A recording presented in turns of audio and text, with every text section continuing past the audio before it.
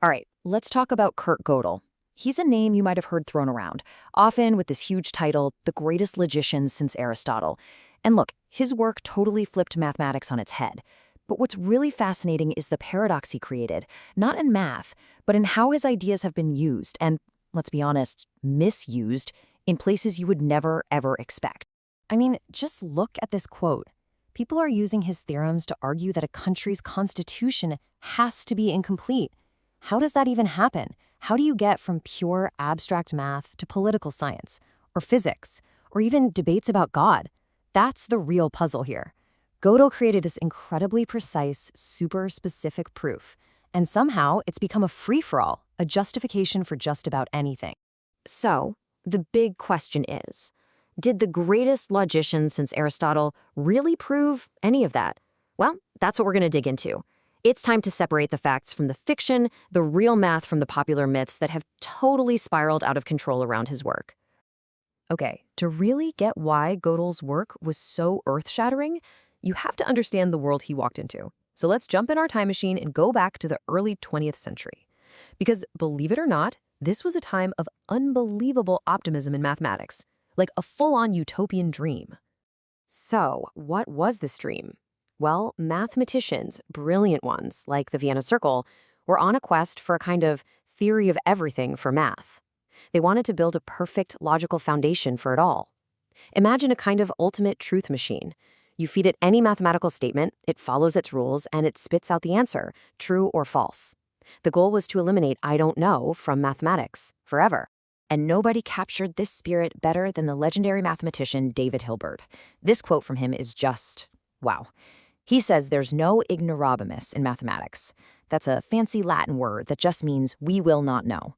So Hilbert was basically standing on a mountaintop, shouting to the world that there are no unsolvable problems in math. None. Every single question, he believed, had an answer just waiting to be found. This wasn't just an opinion, it was the fuel powering the entire field. And then, 1931 happens. A quiet, kind of reserved 25-year-old named Kurt Godel shows up. And with one single paper, he basically walks up to this beautiful, intricate sandcastle that everyone was building and just kicks it over. So what did he do? He came up with his first incompleteness theorem, and it was a knockout punch to that whole quest for certainty. Here's the gist of it. Godel proved that in any consistent system of logic, as long as it's complex enough to do basic arithmetic, there will always be statements that are true, but that you can't prove are true using the system's own rules. Think about that.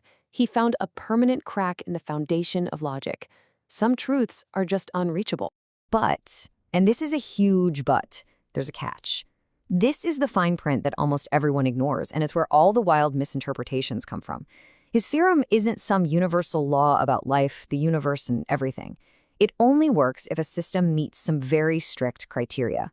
1, it has to be a formal system, meaning it has fixed, unchangeable rules and axioms, like a computer program. 2, it's got to be powerful enough to handle basic arithmetic. And 3, this is a big one, the incompleteness he's talking about only applies to the number-related part of that system. It's very, very specific. And just when they thought it couldn't get any worse, he dropped his second incompleteness theorem. This one was almost more mind-bending. It said that one of the things a system can't prove is that it's consistent. That its own rules don't contradict each other. To prove your system is sound, you need to use a bigger, more powerful system. But then, how do you prove that system is sound? You see the problem? It's like a never-ending staircase, a paradox of self-reference. Right, so we have these very specific, very nerdy mathematical ideas. So how did they explode into this thing that people use to argue about anything and everything? This is where we get into the really interesting part. The use, and let's be real, the abuse of Godel's theorem. Let's break down the main confusion here. People hear the word incomplete and they make a huge leap. They think it means that truth itself is relative or that nothing can ever be known for sure. That's not what it says at all. It just reveals the limits of formal proof inside certain kinds of systems. Or they hear that a formal system has limits, and they say, aha, see, the human mind isn't a machine. Well, maybe it isn't, but Godel's theorem doesn't actually prove that. Every single time, the popular myth is this huge, sweeping, philosophical statement, while the mathematical reality is, much more narrow and technical. And man, the list of these misuses just goes on and on. People use it to argue against a theory of everything in physics. They use it to claim that political constitutions have to be flawed. I've even seen people use it to try and prove religious texts are illogical. Why? Because the word incompleteness just sounds so deep and profound, right? It's like an intellectual trump card. But trying to apply it to something like a constitution or a debate about AI is like trying to use a screwdriver to bake a cake. It's just the wrong tool for the job. None of those things are the kind of formal system Godel was talking about. So let's pull back from the theorems for a minute and talk about the man himself. Who was Kurt Godel? Because his own life was just as full of paradoxes as his work. He was this towering figure of pure, cold reason, who was also a man of deep, abiding faith. And his story, unfortunately, ends in incredible tragedy. I mean, look at his timeline. He was born in Austria-Hungary, publishes his groundbreaking theorems when he's just in his mid-20s. Then he has to flee Vienna to escape the Nazis, eventually landing in the US. And where does he end up? Princeton, at the Institute for Advanced Study, where he becomes best friends with Albert Einstein. And get this is one of my favorite stories about him. Einstein himself said that late in his life, the main reason he even bothered going to his office was just for the privilege of walking home with Godel. Can you even wrap your head around that? Albert Einstein, the guy who figured out relativity, was just in awe of this man's mind. That tells you everything you need to know about how brilliant Godel was. But here's another paradox for you.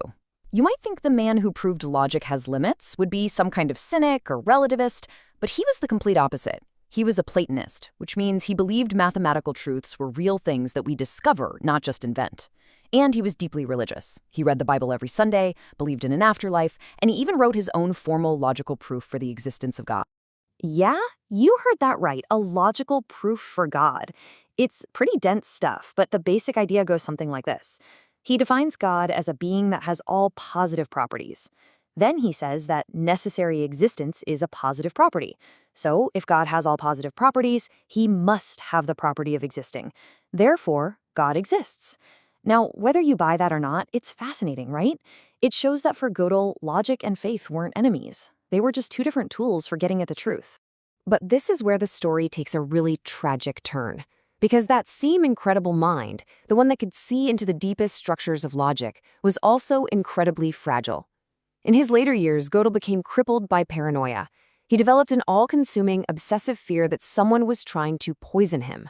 He would only eat food that his wife, Adele, prepared and tasted first. So when she had to be hospitalized for a while, he just stopped eating. The greatest logician of the 20th century died of starvation, weighing only 65 pounds. It's just a heartbreaking end. The ultimate paradox. A man who saw the limits of logical systems became trapped in a prison of his own mind, a fear that no amount of pure reason could overcome. So what are we left with? Godel showed us that even in the clean, perfect, logical world of mathematics, there are fundamental limits. There are truths we can never prove. And if that's true for math, what does that say about all the problems we face in our own messy, complicated, irrational world? It makes you wonder, doesn't it? What are the things we can hope to solve, and what are the things we just can't? That's the real paradox Godel left us with.